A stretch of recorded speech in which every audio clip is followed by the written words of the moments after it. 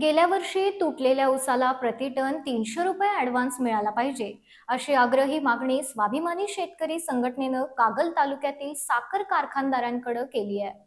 हा हप्ता तातडीनं ऊस उत्पादक शेतकऱ्यांच्या खात्यावर जमा व्हावा, अशी मागणी संघटनेच्या वतीनं करण्यात आली आहे.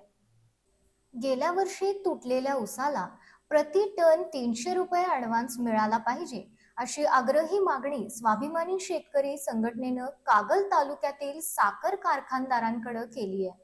हा हप्ता न जमा झाल्यास कारखान्यातून बाहेर पडणारे इतर उत्पादक पदार्थ रोखण्यात येतील, असा इशारा संघटनेमार्फत देण्यात आलाय.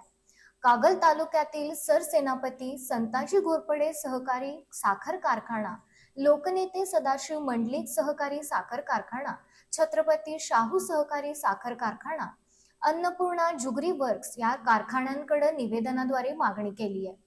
गेल्या वर्षी तुटलेल्या ऊसामुळे साखरेला आणि उत्पादन पदार्थांनाही चांगला भाव मिळालेला आहे.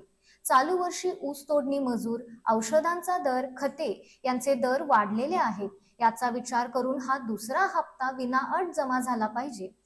जिल्हा कार्याध्यक्ष डॉक्टर बाळासाहेब पाटील, शहराध्यक्ष संदीप चौगले, जिल्हा उपाध्यक्ष शिवाजी पाटील, जिल्हा सरचिटणीस नितेश, तालुका पक्ष अध्यक्ष तानाजी मगदूम, तालुका अध्यक्ष नामदेवराव भराडे, प्रभू भोजे, संभाजीराव यादव, पांडुरंग चौगले, सुधीर पाटील, पांडुरंग अडसूळ, प्रमोद मगदूम, दीपक खेडे, पांडुरंग चौगले यांच्यासह शेतकरी यावेळी मोठ्या संख्येने हजर होते.